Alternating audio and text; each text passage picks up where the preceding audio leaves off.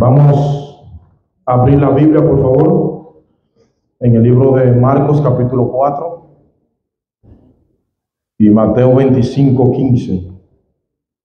El tema es interesante, sobre las parábolas, y hablaremos exclusivamente de la parábola de los talentos en Mateo 25:14 en adelante, y de la parábola del sembrador que se encuentra en Marcos 4.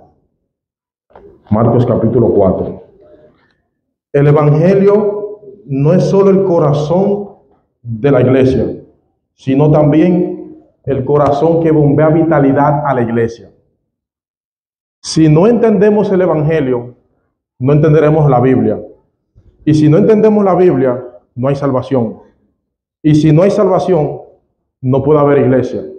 Así que, sin el Evangelio, no entendemos las Escrituras. Sin el Evangelio, no hay personas que puedan ser salvadas. Sin el Evangelio, no habrá iglesia. Pero aún podemos dar un paso más y decir que ningún verdadero creyente puede seguir creciendo en su fe, ni podrá luchar contra el pecado que todavía mora en nosotros, a menos que continuemos aplicando ese Evangelio cada día. Por eso es que Satanás pone todo su empeño en detener el avance del Evangelio. Y si no puede detenerlo, en cambiarlo. Y si no puede cambiarlo, en mezclarlo. Y si no puede mezclarlo, en reinterpretarlo. Y si no puede reinterpretarlo, en diluirlo. Y si no puede diluirlo, en distraernos en otras cosas, para que no le prestemos atención, la debida atención al Evangelio.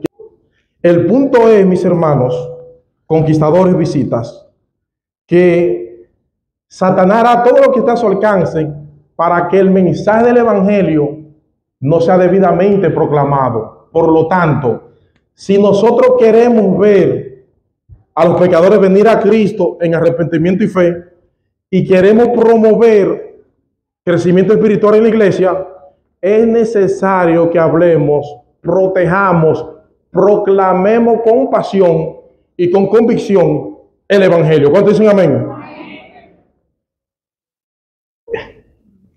Esto será posible si nosotros tenemos un claro entendimiento de lo que es ese Evangelio y lo que ese Evangelio implica. El que tenga oído para oír, úselo. Más de una vez Jesús dijo estas palabras, 8 veces en los evangelios y 8 veces en el libro de Apocalipsis. Se nos recuerda, hermanos, que no es suficiente tener oídos, es necesario usarlo.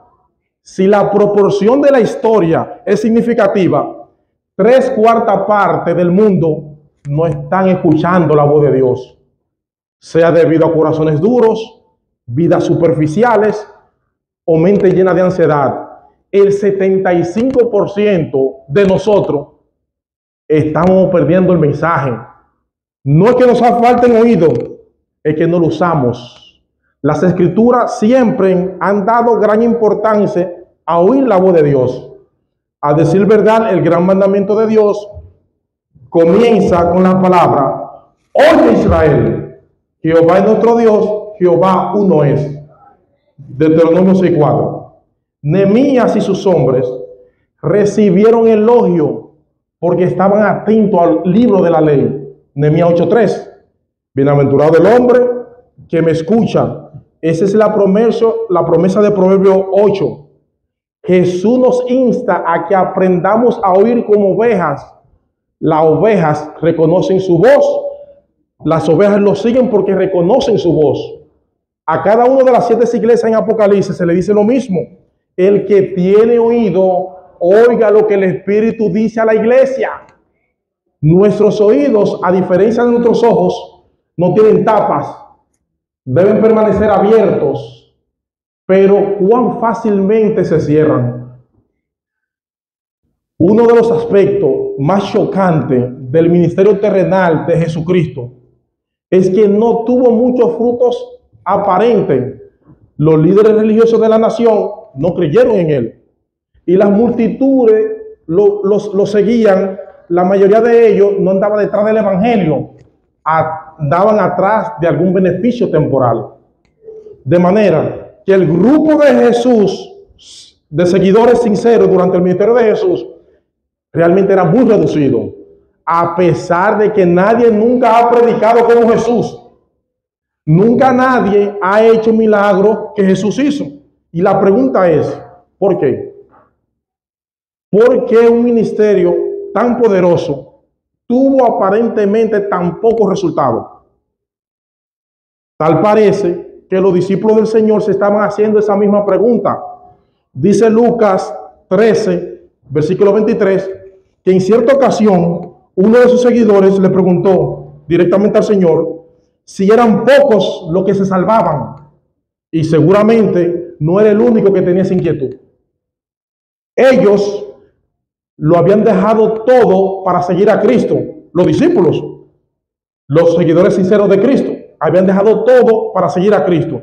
Y a medida que ellos escuchaban su enseñanza y veían a Jesús ejercer su poder sobre las enfermedades y sobre los demonios, era evidente para ellos que Jesús era el Mesías prometido, anunciado por los profetas del Antiguo Testamento. Pero tal parece que los demás no veían lo que los discípulos veían, o lo rechazaban abiertamente, o le seguían por motivos equivocados. De hecho, los líderes religiosos de Israel sentían tal hostilidad hacia Jesús que se atrevieron de acusarlo de estar endemoniado y de que él actuaba bajo la influencia de Satanás, como dice Marcos. Así que, mis hermanos conquistadores, amigos, el Club de Conquistadores fue hecho para predicar el mensaje del Evangelio al mundo. Si nosotros tomamos como parámetro las reacciones de la gente en general, el ministerio de Jesús parecía estar fracasando. Y en ese contexto, el Señor comparte una serie de parábolas conocidas como las parábolas del reino, y de la cual forma parte la parábola del sembrador y de los talentos, que vamos a estudiar en el día de hoy. Mis hermanos conquistadores, visita. La enseñanza de estas parábolas es de súper importancia para la iglesia, porque la razón de ser de la iglesia y del Club de Conquistadores, la razón por la cual nosotros estamos aquí en este mundo, es para llevar a cabo la gran comisión que el Señor nos dejó antes de ascender al reino de los cielos. La iglesia tiene el llamado de proclamar el evangelio íntegramente a todo el mundo, en todas las naciones. Pero ¿saben qué, mis hermanos? Esa es una labor que es sumamente desalentadora en algunas ocasiones por la poca respuesta que recibimos de esa predicación. De ahí la importancia de esta parábola. Esta parábola nos da a entender por qué la gente reacciona como reacciona cuando escucha la predicación de la palabra de Dios. Y al mismo tiempo, la parábola del sembrador nos ayuda a tener una expectativa realista de los frutos que nosotros podemos esperar cuando compartimos con otros el mensaje del evangelio. Es interesante notar que en el pasaje paralelo de Mateo vemos que esta parábola, la del sembrador, fue pronunciada por el Señor el mismo día en que los escribas y fariseos lo acusaron de estar endemoniado. Así que hay una relación entre una cosa y la otra. El Señor acaba de salir de la casa donde incurrió este incidente. Se dirige de nuevo hacia el mar de Galilea y Marcos nos dice que se reunió tanta gente a su alrededor que tuvo que tomar una barca para usarla como púlpito flotante. El Señor Jesucristo era muy creativo y predicaba desde cualquier lugar. Ahora, recuerden que en el Evangelio de Marcos solamente las multitudes no son presentadas de una forma positiva. Cuando en el Evangelio de Marcos se mencionan las multitudes, en la mayoría de los casos, es como una connotación negativa. La mayoría de estos individuos eran seguidores de Jesús a medio tiempo. ¿Conocen ustedes gente así? Hay un montón de gente así que son seguidores de Jesús, part-time, a medio tiempo. Ellos estaban allí para ser sanados o para ver a Jesús hacer algún milagro, no porque tuvieran ningún interés en el evangelio predicado por Jesús. Sin embargo, como quiere el Señor, aprovecha la ocasión para predicar en la palabra, solo que en esta ocasión lo hace a través de parábolas. Marcos 4:1 dice: otra vez comenzó a enseñar junto al mar, y una gran multitud se reunió alrededor de él, tanto que entró en una barca y se sentó en ella en el mar, y toda la multitud estaba en tierra junto al mar. Y les enseñaba por parábolas muchas cosas. Una palabra griega, parábolé, que significa colocar una cosa al lado de otra. Para hacer una comparación, una parábola es una comparación.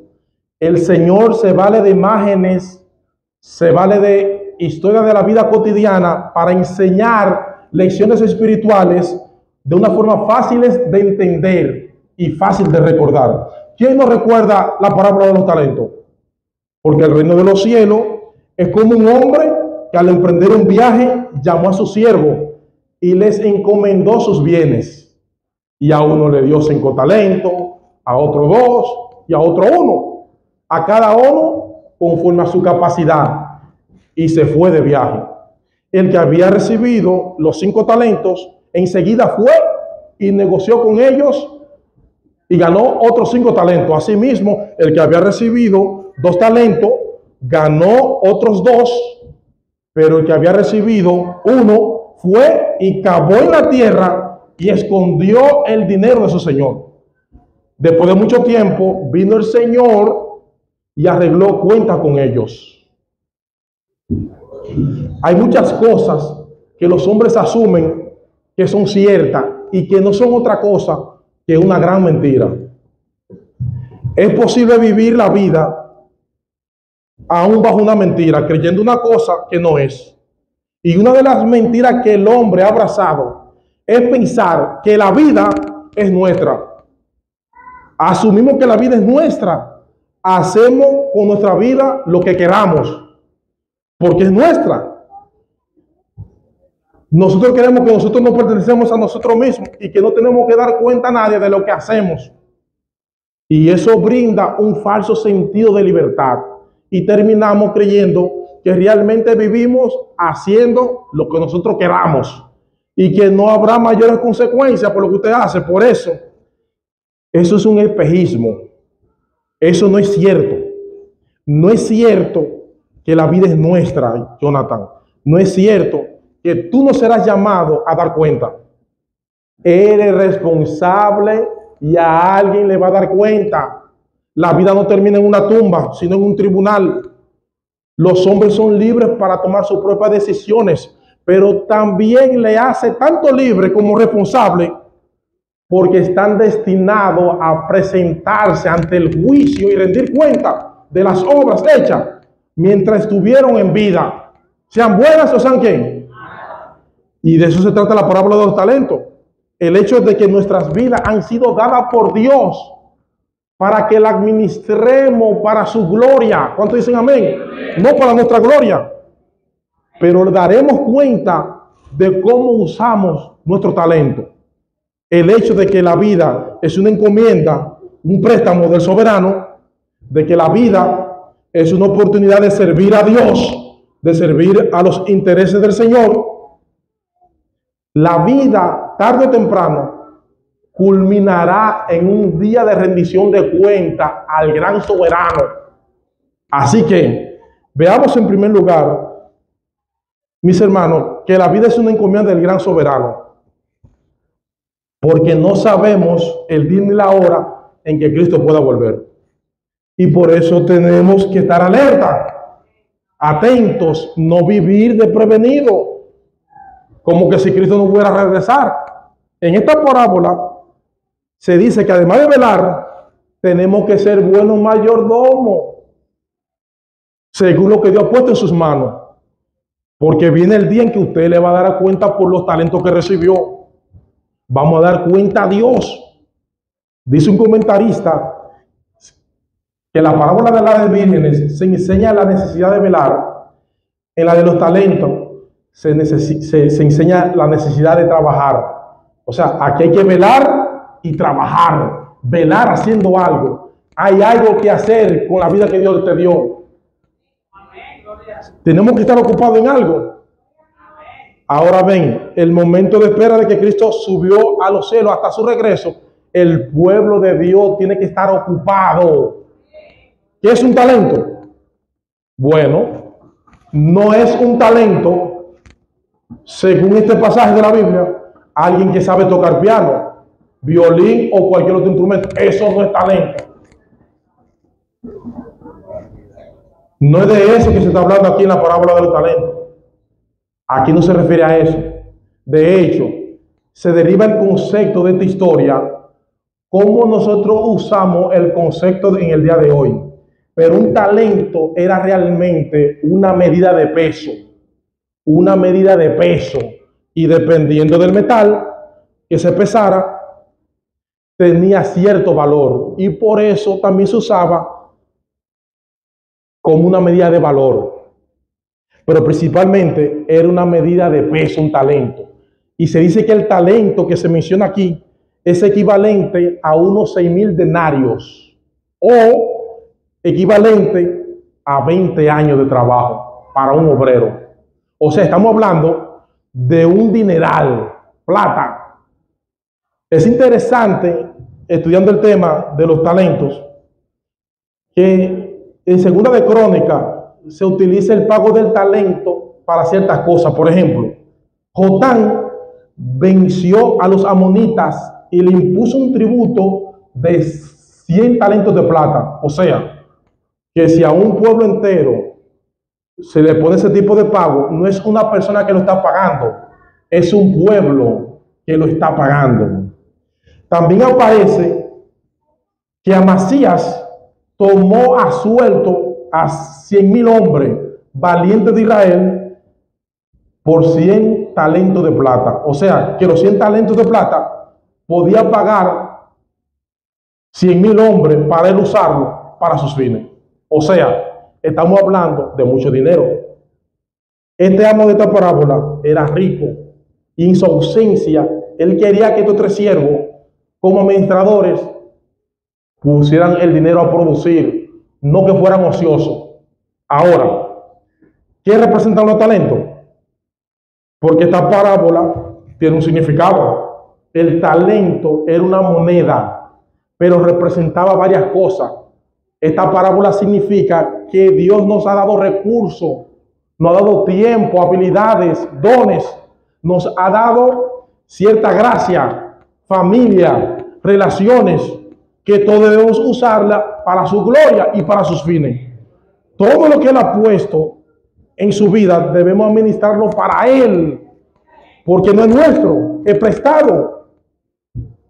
Cualquier cosa que nosotros podamos dar gloria a Dios es un talento. Nuestros dones, nuestra influencia, nuestro dinero, nuestro conocimiento, nuestra salud.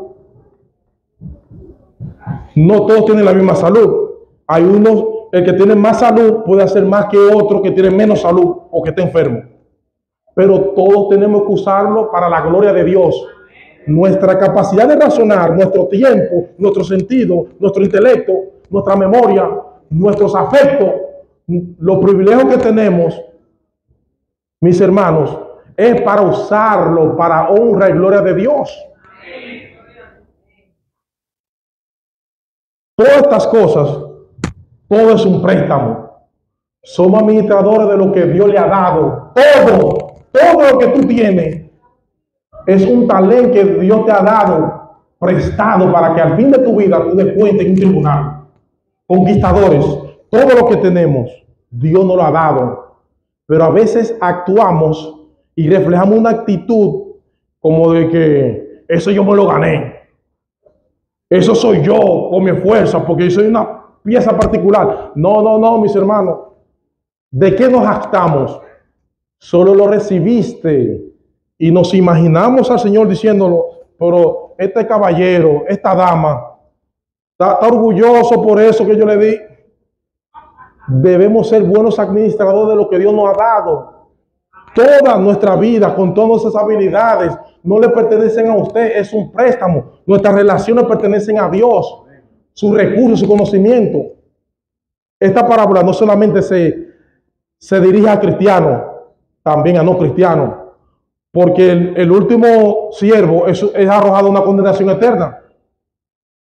No se está tratando aquí de que todos son cristianos, está diciendo que todos los habitantes de la tierra que han vivido y vivirán, han recibido la vida como un regalo de Dios y para Dios debemos administrarla. Todos somos responsables delante de Dios. No descuidados, no quiere que seamos descuidados. Su vida tiene que ser vivida para la gloria de Dios. Y ahora hacemos un salto a la parábola del sembrador, que es el tema en sí. Los árabes suelen decir que un buen maestro es aquel que puede convertir los oídos en ojos. Y definitivamente Jesucristo tenía la capacidad de hacer eso de una forma asombrosa. Sin embargo, las parábolas también tienen el propósito de oscurecer esa misma verdad que se quiere impartir cuando la persona está predispuesta en contra de esa verdad. En otras palabras, las parábolas revelan y ocultan la verdad al mismo tiempo. Esa misma historia, que para algunos puede resultar sumamente ilustrativa, sumamente esclarecedora, para otros se convierte en un acertijo. En ese sentido, mis hermanos, conquistadores, visita, las parábolas son un medio de gracia para los creyentes. Son una señal de juicio para los incrédulos. Son una señal de juicio para aquellos que han desechado la verdad en contra de toda evidencia. Y es lo que está sucediendo aquí en Marcos 4. Al último siervo que se le dio un talento, ¿qué hizo? Lo clavó. ¿Qué dijo el Señor? Apartado de mí al fuego eterno. ¿Preparado para quién? Para el diablo y sus ángeles. Pero a los otros dos siervos, ¿qué le dijo? El discurso que todos queremos escuchar. La única vez que el Señor nos va a decir, bueno, bien, buen siervo fiel. Sobre poco has sido fiel, sobre mucho ¿qué? En el día del juicio que el Señor nos va a llamar bueno ahí, solamente saber. Tremendo eso. El Señor Jesucristo había pasado casi un año enseñando la palabra y otro año más predicó la palabra en Galilea. Esta gente habían recibido el beneficio de escuchar al más grande predicador de toda la historia que ellos habían visto. El poder impresionante del poder de Jesús. Todo eso con el carácter impecable que tenía Jesús. Pero ellos habían decidido, a pesar de todo, permanecer en su incredulidad. Unos rechazándolo abiertamente y aún acusándole de estar endemoniado. Otros siguiéndole por motivos equivocados. Ellos querían a un Mesías que le resolviera sus problemas más inmediatos, pero ellos no querían un Salvador que los salvara del dominio del pecado, y mucho menos a un Señor a la cual debían de someterse. Y ahora Cristo está trayendo juicio sobre ellos, al hablarle por parábolas. Mateo dice que a partir de ese momento el Señor solo hablaba con esa gente en parábolas. Dice, todo esto habló Jesús por parábola a la gente y sin parábola no les hablaba. Ellos escuchaban la historia, pero ellos no podían entender su significado, incluyendo la parábola del sembrador. Mis hermanos, conquistadores, yo sé que esta parábola es muy conocida por parte de ustedes. Yo sé que la gran mayoría de ustedes conoce el significado de la parábola del sembrador, porque Jesucristo la interpreta en Marcos 4. Ahora yo le pido en este momento, por favor, por un momento, que ustedes se imaginen que ustedes nunca han escuchado la palabra del sembrador. Yo les pido que traten de formatear o resetear sus mentes para escuchar el significado real de esta parábola, como que si fuera la primera vez. Marcos 4, 3, he aquí el sembrador salió a sembrar. No se imagina un sembrador en el día de hoy. Un sembrador en Israel en los tiempos de Jesús salía por los campos y tenía una bolsa aquí en la cintura. Entonces le echaba la semilla al viento. De hecho, ustedes conocen la palabra procasting. Se usa mucho para la radio. Procasting lo que significa es, mis hermanos, no se usaba para la radio, sino viene del mundo de la agricultura. Procasting, esparcir. El sembrador salió a sembrar. Y aconteció que una parte cayó junto al camino y vinieron las aves y se la comieron. En Israel los campos no tenían verja. No tenían verja en aquella época. Una persona tenía permiso de entrar a un conuco ajeno, comerse todos los frutos, comerse todo lo que podía, pero no podía ir con un camión a sacar los frutos de ahí.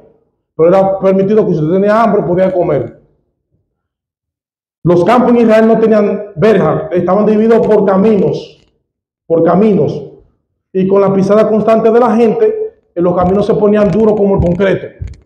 Cuando la semilla cae allí, venían las aves y se la comían. Por eso se usaban espantapájaros, para que espantaran las aves, para que las aves no se comieran la semilla. Usaban espantapájaros. Otra parte cayó en piedra, donde no tenía mucha tierra y brotó pronto porque no tenía profundidad. Pero salido el sol, se quemó. Y porque no tenía raíz, se secó. Otra parte cayó entre espinas. Las zarzas, que eran muy comunes en Israel, la cual se hizo la corona de espina a Jesucristo. Los espinos crecieron, pero otra parte cayó en buena tierra. Brotó y creció y dio a 30, 60 y a 100 por uno. Esto debe ser muy chocante para los judíos. El Señor le encantaba chocar a su auditorio con cosas que eran fuera de lo normal. Porque una siembra que fuera muy, muy buena daba un promedio de 7.5 por 1. Y Jesús aquí le responde, fue increíble, porque la semilla que menos fruto dio fue a 30 por 1. Ahora bien, ¿qué significa todo esto? Yo le pedí hace un momento, traten de oír esta parábola por primera vez. Reseten sus mentes. Ustedes están escuchando por primera vez esto, sin la explicación que Jesús da más adelante en Marcos 4. El Señor explica a su discípulo a partir del versículo 14.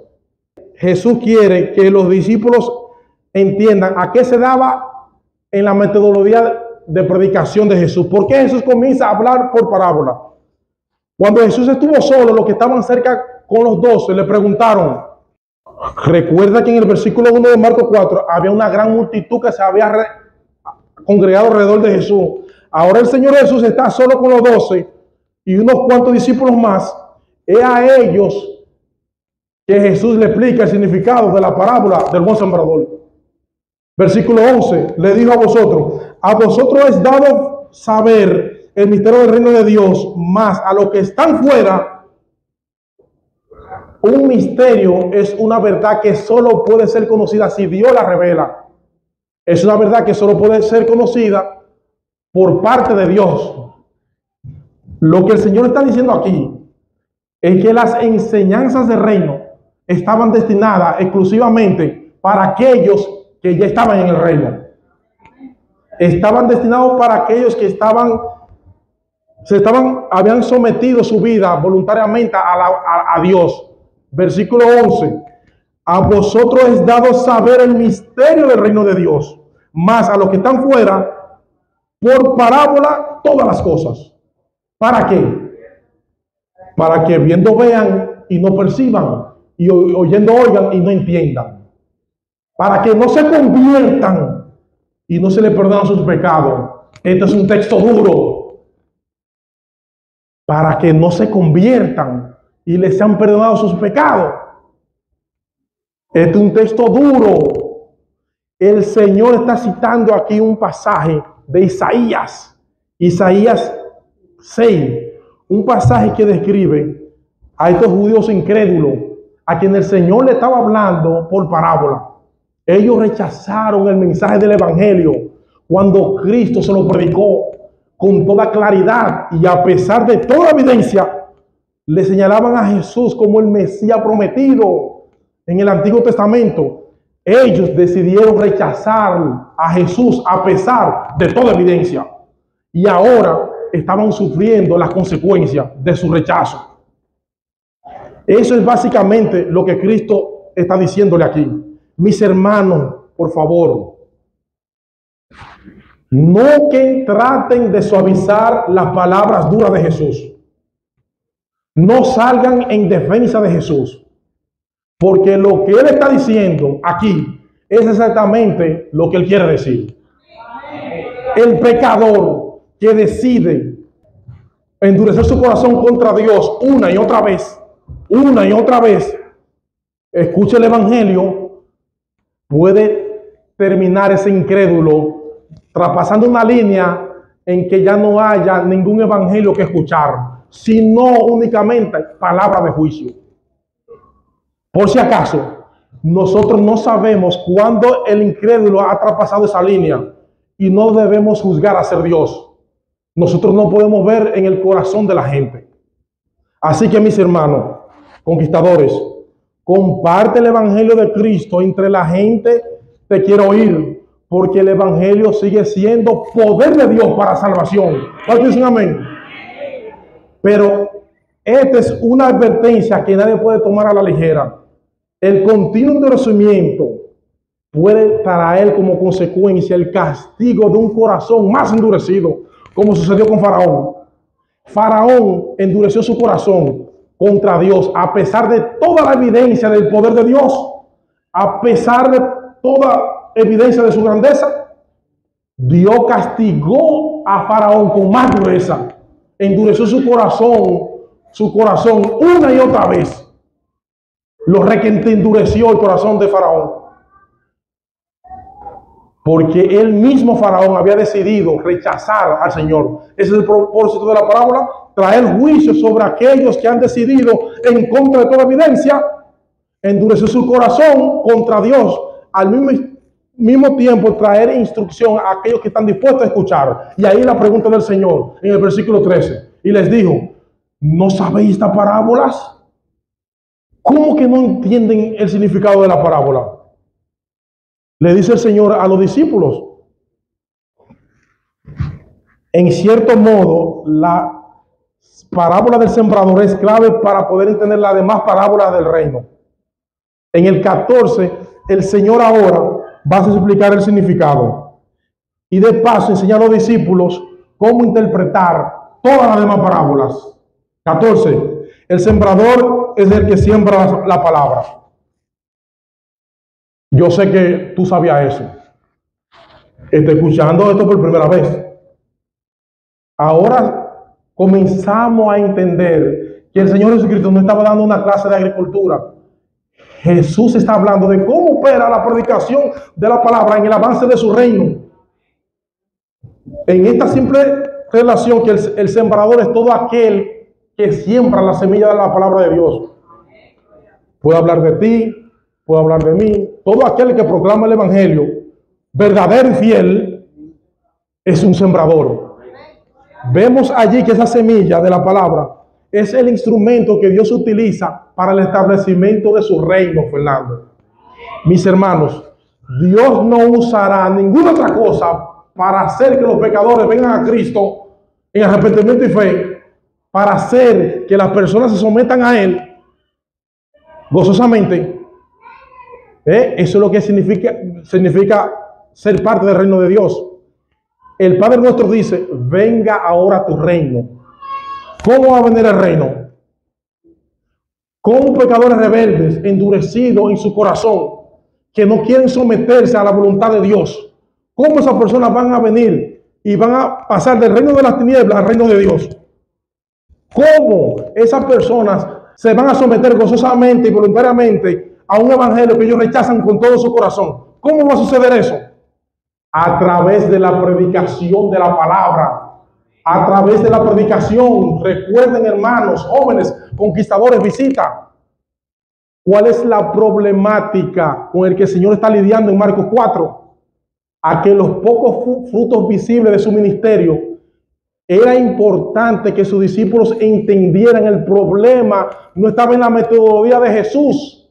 No estaba en el problema no estaba en la metodología de Jesús. Era importante que usted entienda eso y los discípulos por igual. Debemos entender que el problema no estaba en el tipo de semilla que Jesús estaba usando. El problema está en el corazón, que es el terreno donde la palabra es sembrada. Versículo 15. Estos son los de junto al camino, en quienes se siembra la palabra, pero después que la oyen, enseguida viene Satanás y quita la palabra que fue sembrada en sus corazones. En sus corazones. Ahí está el problema. El problema está en el corazón del ser humano.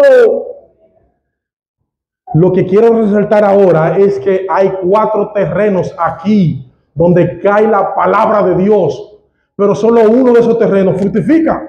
La misma palabra, el mismo predicador, pero resultados diferentes. ¿Por qué? Porque hay algún problema en la semilla o hay un problema en la metodología de siembra.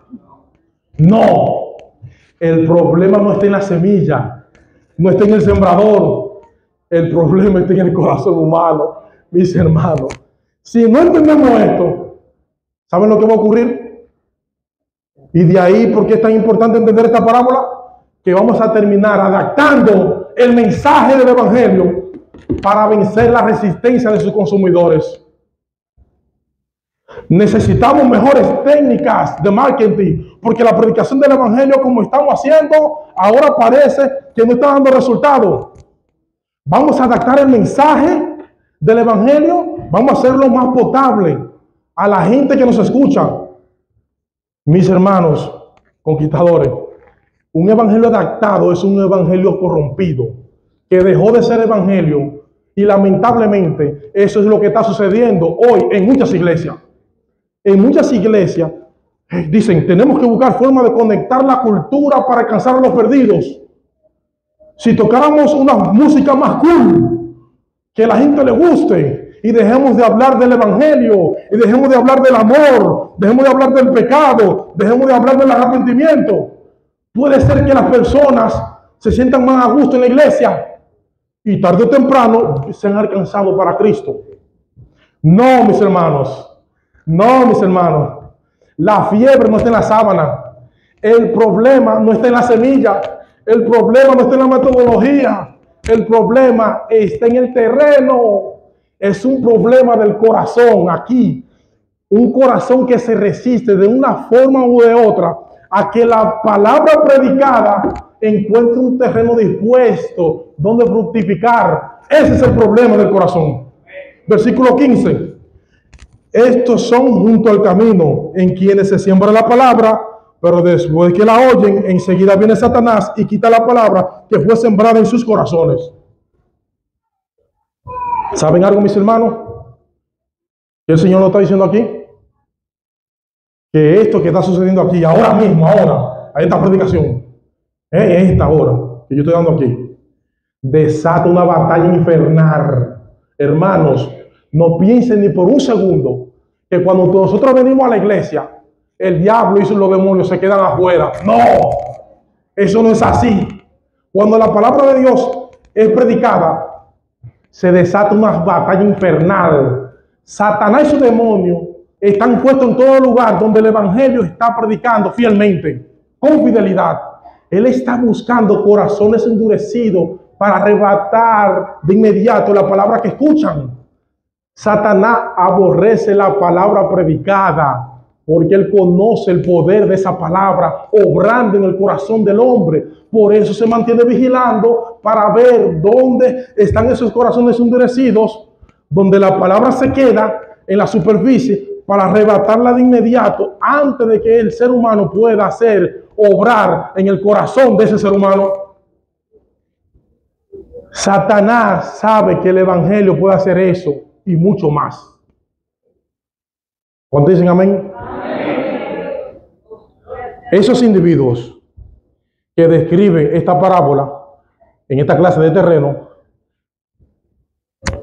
están mientras se predica la palabra, pero ellos no tienen la disposición de escuchar lo que Dios tiene que decir. Y cada vez que se sienten convictos de pecado, ellos tienen como un mecanismo de defensa. Inmediatamente comienzan a evaluar la calidad de la predicación o buscar la manera de decir, y tan pronto como termina la predicación, Satanás se encarga de que olviden por completo todo lo que se escucharon. El texto dice, enseguida viene Satanás y de inmediato, no pierde tiempo. Ese es el corazón endurecido. Nada lo mueve, ni los terrores del juicio de Dios, ni la dulzura de la gracia en la persona de Cristo. Nada los mueve. Pero luego viene el corazón superficial, versículo 16. Estos son asimismo los que fueron sembrados en pedregales, quienes habiendo oído la palabra, al momento la reciben con gozo. Estos escuchan la palabra desde el principio con gozo. Dan la impresión de que algo está sucediendo en ellos. De que, wow, la predicación. Porque ellos reciben la palabra. Tal vez son personas que están luchando con un montón de problemas en su vida. Y cuando escuchan el mensaje de la palabra, ellos presuponen que por fin encontraron algo que les va a ayudar a resolver todos sus problemas. Esa felicidad que ellos han querido siempre tener, pero lamentablemente ellos no entienden en realidad la esencia del evangelio. Ellos no entienden el precio que tienen que pagar por seguir a Cristo. Versículo 17, Marcos 4, pero no tienen raíz en sí, sino que son de poca duración, que cuando viene la aflicción o la persecución por causa de la palabra, enseguida se tropiezan. Noten que el Señor asume que nosotros vamos a tener problemas. Inmediatamente usted se identifica con Jesús, hay problemas. Él dice cuando vengan los problemas, que van a venir. Y cuando eso ocurre, estas personas superficiales se dan cuenta de que la vida cristiana no era lo que él pensaba. Y mis hermanos, algo importante, cuando predicamos el evangelio a las personas, nunca debemos evaluar la genuinidad de esa profesión de fe basándonos únicamente en el gozo que una persona parece tener, porque esas personas superficiales reciben la palabra como que si no da experiencia de haberse arrepentido de su pecado, y su confianza en Cristo solo se manifiesta cuando las cosas están saliendo bien, existe la posibilidad de que esa persona no haya entendido el mensaje del evangelio ni sus complicaciones. Yo no sé cuántas personas por aquí han pasado por la iglesia que llegaron con un ímpetu y un gozo increíble, y que con ese gozo e ímpetu salieron por la otra puerta. Cuando comenzaron a darse cuenta qué es lo que significa seguir a Cristo en un mundo que le aborrece, en un mundo que está completamente sordo ante la palabra, la fe verdadera se fortalece en medio de la aflicción. La fe verdadera se fortalece en medio de las dificultades. Por algunos creyentes que están jugando con su cristianismo hasta que venga la aflicción, se aferra a su fe como un perro a su hueso. Es en ese momento cuando nosotros vemos lo frágiles que somos, la necesidad que tenemos de aferrarnos a la fe, por medio de la fe a Jesucristo. Esas aflicciones que fortalecen la fe del verdadero creyente son también manifiestas esas aflicciones en muchos que creen, pero no creen. Ejemplo de esto, en la pandemia en el 2020, la pandemia matando gente, y la gente, en vez de aferrarse más a Dios y consagrarse, muchos se salieron de la iglesia. Yo no entiendo. ¿Cómo hace que yo veo que se está muriendo mucha gente del COVID? Y muchísima gente se aprovecharon y se salieron de la iglesia que estaban dentro. Son personas que evidencian la falsa profesión de fe de aquellos que creen, pero no creen. Dios usa las aflicciones para edificar a su iglesia. Luego tenemos el terreno de los corazones distraídos, versículo 18. Estos son los que fueron sembrados entre espinas, los que oyen la palabra, pero el engaño de la riqueza, las distracciones de este mundo, los afanes de este mundo, la riqueza, las codicias y otras cosas, entran y ahogan la palabra y se hace infructuosa. Una de las dificultades que los seres humanos tenemos de fábrica es la capacidad de desear algo, desear cosas constantemente. Estamos deseando cosas que son deseables. Dios puso en nosotros una inclinación natural hacia aquellas cosas reales para el deleite y beneficio del hombre. ¿No es verdad? Ahora bien, no hay nada de malo usted desear algo hermoso, algo deleitoso, como no hay nada de malo con el hecho de anhelar, de tener con otros seres humanos, relaciones significativas con el fin de alcanzarlo para Cristo. Eso es parte de nuestra humanidad.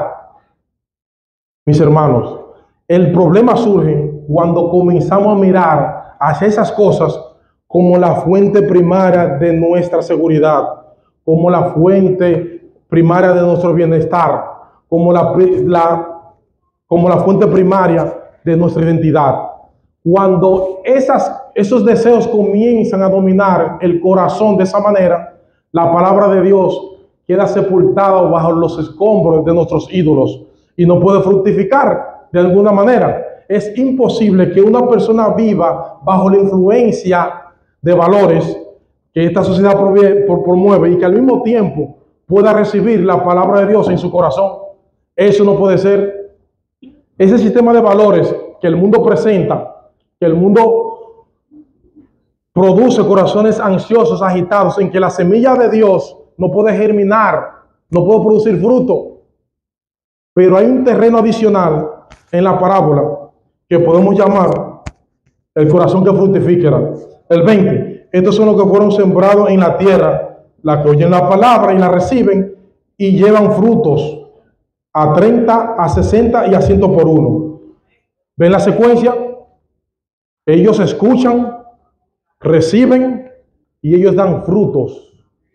Estas son las personas que vienen a la iglesia con un corazón humilde, con una conciencia profunda de la necesidad que tienen de la gracia de Dios.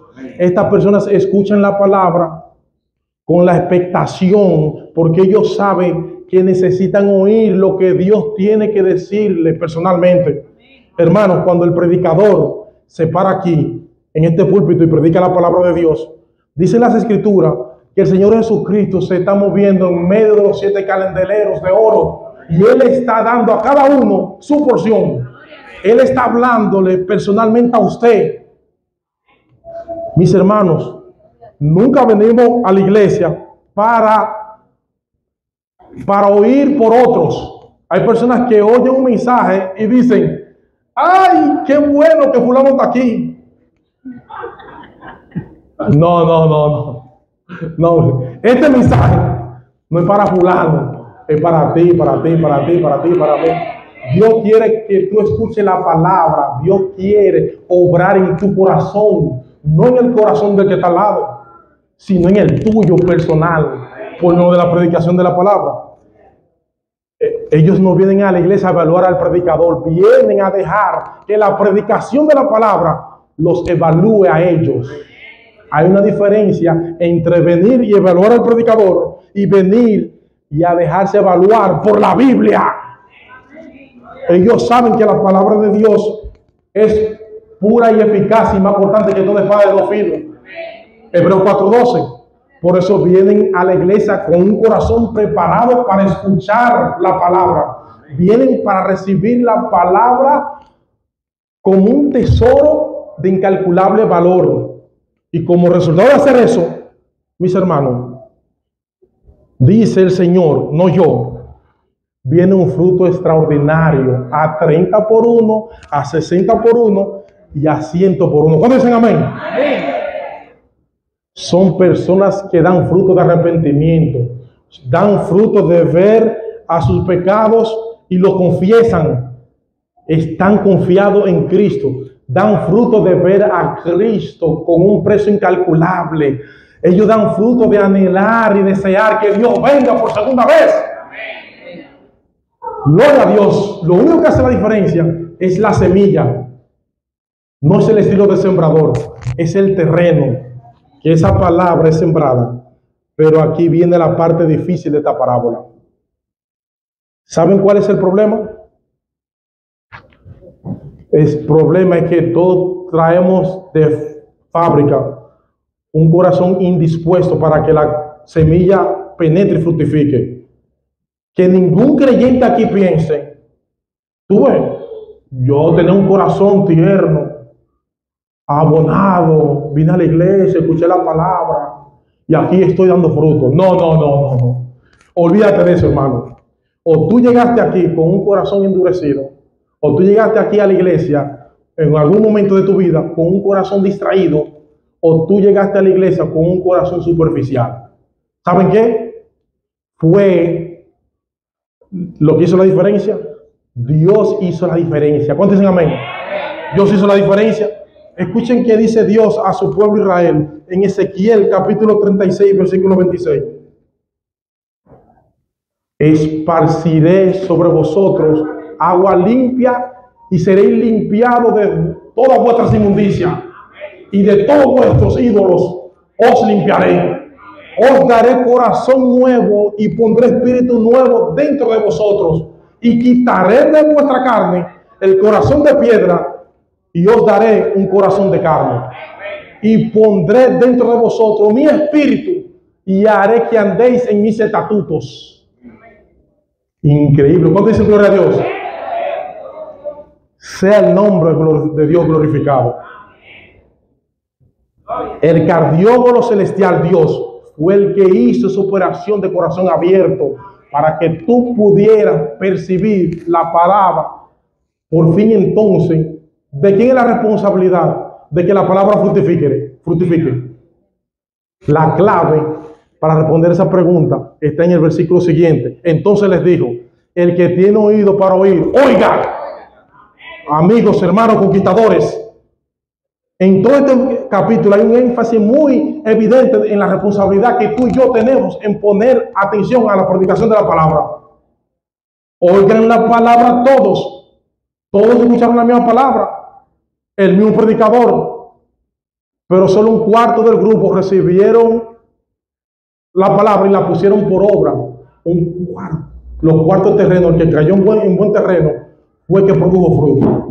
Si Dios no hubiera obrado en sus corazones, usted tuviera en los demás terrenos. Pero el Dios que transforma los corazones, Él ha prometido obrar por medio de la predicación de la palabra, por medio de aquellos que escuchan y la ponen por obra. Dios es soberano. Usted es responsable. Dios es soberano. El hombre es responsable de su salvación. Dios en su soberanía decide vencer la obstinación de muchos. Él en su soberanía decide darle un nuevo corazón. El bisturí con el que Él lleva a cabo la operación del corazón abierto es la predicación de la palabra. Por lo tanto, el que tiene oído por oír, ponga atención. Suelte ese celular de estar testeando y haciendo señas que termine el tema. Es su responsabilidad. Escuche la predicación de la palabra de Dios como un asunto de vida o muerte. Y pídanle al Señor, mientras escucha la palabra, que Él transforme tu corazón de piedra en un corazón de carne.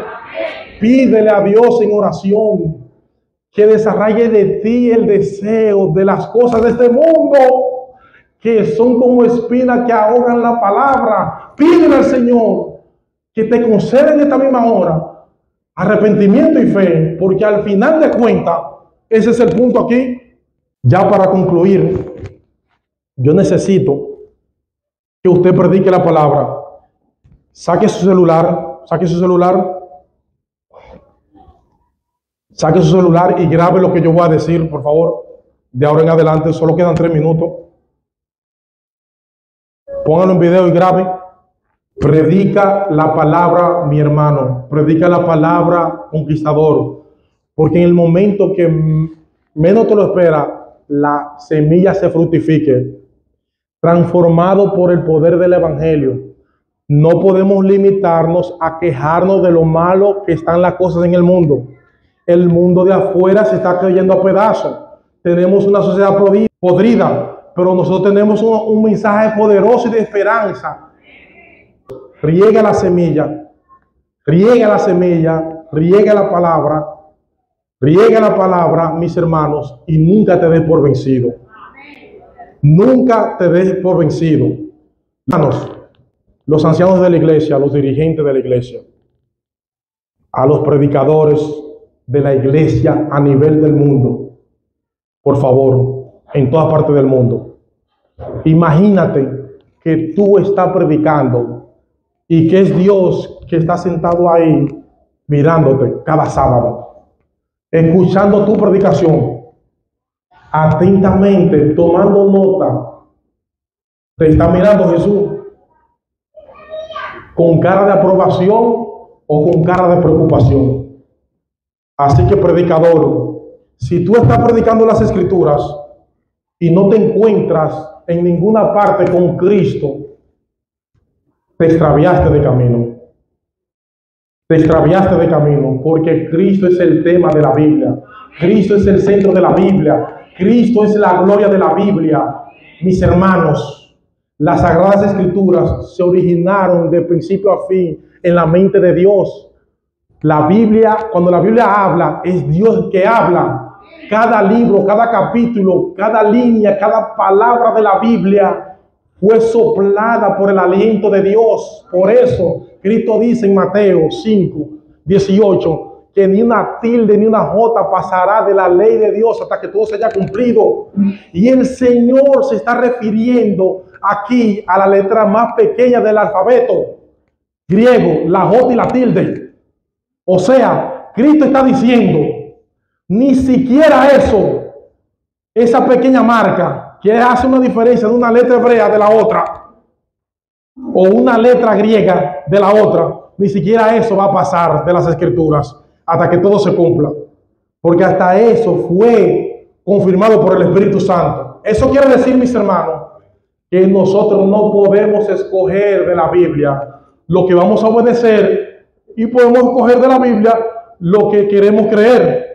Toda Escritura es inspirada por Dios, desde Génesis hasta Apocalipsis, y por eso dice Pablo que las Escrituras son todas inspiradas por Dios para salvación para todo aquel que cree. Mis hermanos, es lamentable, pero muchos predicadores suben al púlpito con su Biblia, pero la usan como una rampa de lanzamiento desde la cual sale el satélite al espacio y comienza a orbitar alrededor sin tener contacto con la rampa de lanzamiento. Ellos citan la Biblia y después comienzan a hablar de un montón de cosas y teorías y estadísticas y datos científicos y hablan de ello, de su vida personal, y no citan la palabra, no predican la palabra. Realmente nosotros fuimos llamados a proclamar lo que Dios ha dicho en su palabra, en vez de usar como una excusa para dar a conocer nuestras opiniones y pensamientos. Por eso alguien decía que los predicadores necesitamos recordar continuamente que el poder de la predicación no reside en la predicación. ¿Oyeron eso? El poder de la predicación no reside en la predicación, sino en su contenido. En otras palabras, no es nuestra predicación la que hace eficaz el Evangelio, es el Evangelio lo que hace eficaz nuestra predicación. Así que no venimos al púlpito a exponernos a nosotros mismos, no venimos al púlpito a dar una charla de autoayuda. Cristo nos dice a nosotros, mis hermanos, Martín Lutero decía que el púlpito es el trono de la palabra de Dios. El púlpito es el trono de la palabra de Dios, no del predicador. El púlpito es el trono de la palabra de Dios.